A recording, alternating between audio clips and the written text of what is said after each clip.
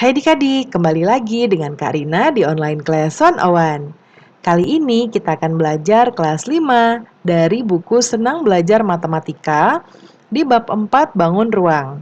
Di pembelajaran kali ini kita akan menjawab atau membahas soal di bagian asik mencoba halaman 165 dengan pembahasan mencari akar pangkat 3.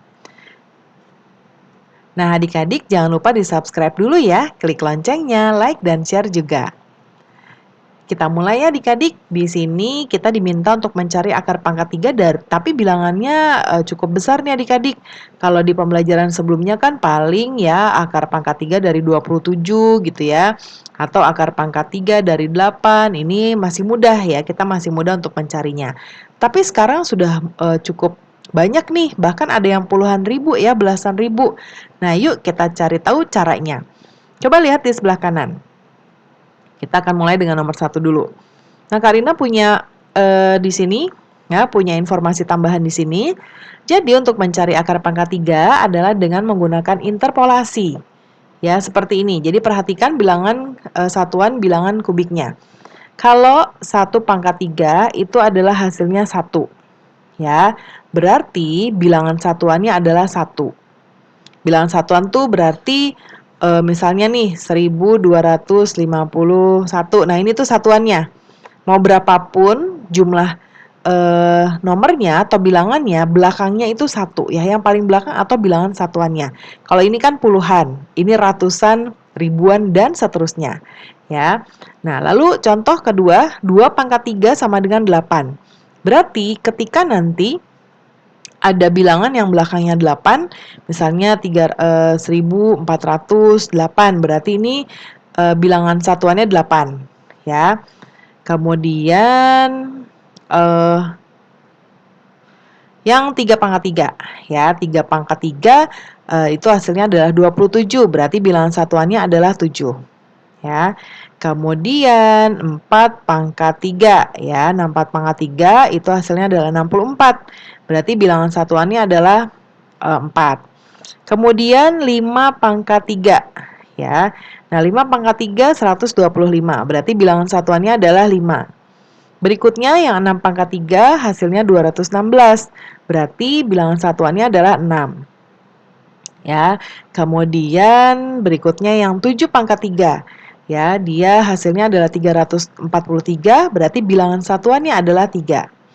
Kemudian 8 pangkat 3 hasilnya 512, berarti bilangan satuannya adalah 2. Kemudian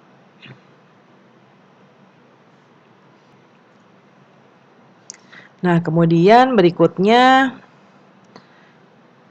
kita sampai ke 9 ya. 9 pangkat 3 729, berarti bilangan satuannya adalah 9 ya.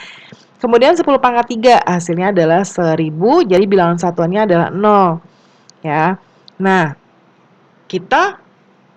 ketika kita sudah sampai sini, ini adalah untuk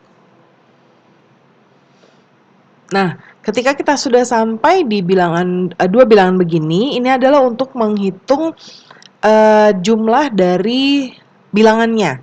Maksudnya bilangan itu bilangan berapa? Ya, Karina contohkan yang nomor 1. Cara mencarinya di sini kan 1331 ya.